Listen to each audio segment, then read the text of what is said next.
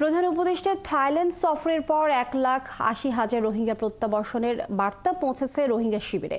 এতে সবাই আশান্বিত হলেও বলছেন সবার আগে তাদের দরকার নিরাপত্তা ও আত্মমর্যাদা প্রতিষ্ঠার নিশ্চয়তা।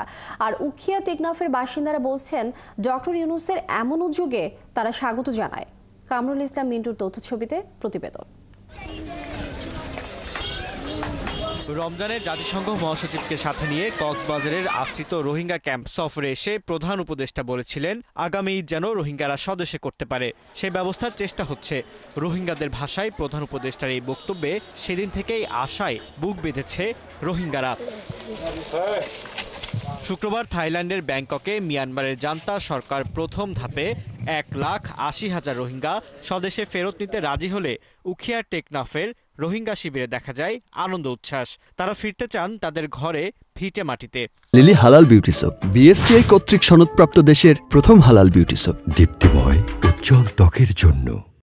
ডক্টর মোহাম্মদ ইউনূসর জুবানত্তু একতান এলান গুজিদে রোহিঙ্গাল্লা সেফ জোন ওয়াউরিব বা দিকে ওয়াউরিব হলে আর টুপি ওয়াউরিব কানাতেন হয়ে হেতুলে আর একতান ক্লিয়ার বিশ্বাস গুজি বাংলাদেশে আর কোনোদিন দুঃখত ফালানো দিব যেখনত তার বালাই করিব তারা শুধু রোহিঙ্গা হক কান ফাইবল্লা বলি আরে রোহিঙ্গা সাত দিন দিলে ফাইব বলি আরে ইয়ান ফাইবল্লা বলি ইয়ান গড়ি দিবল্লা বলি বসে দেন আই বুঝি। তবে মিশ্র প্রতিক্রিয়ায় মত আছে সাধারণ রোহিঙ্গাদের। তাদের অনেকেই প্রত্যাবাসনের এমন খবরকেই সুখবর বলছেন, তবে সবার আগে চান নিরাপত্তা, সুরক্ষা ও আত্মমর্যাদা প্রতিষ্ঠা।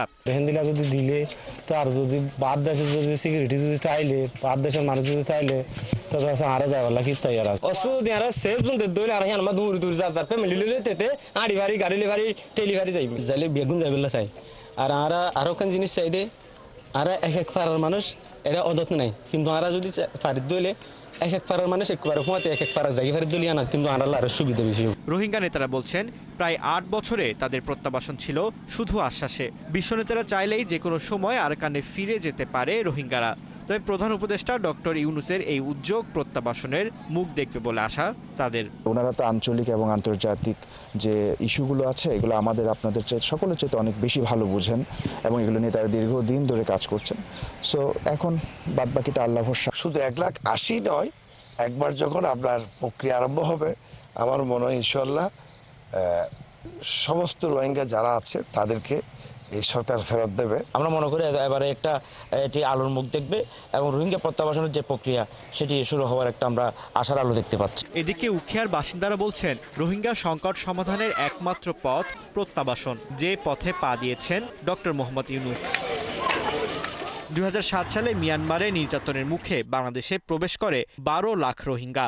এরপর থেকে উখিয়া টেকনাফের 33টি ক্যাম্পে বসবাস করছে তারা। ফারদিন নীরব, 71।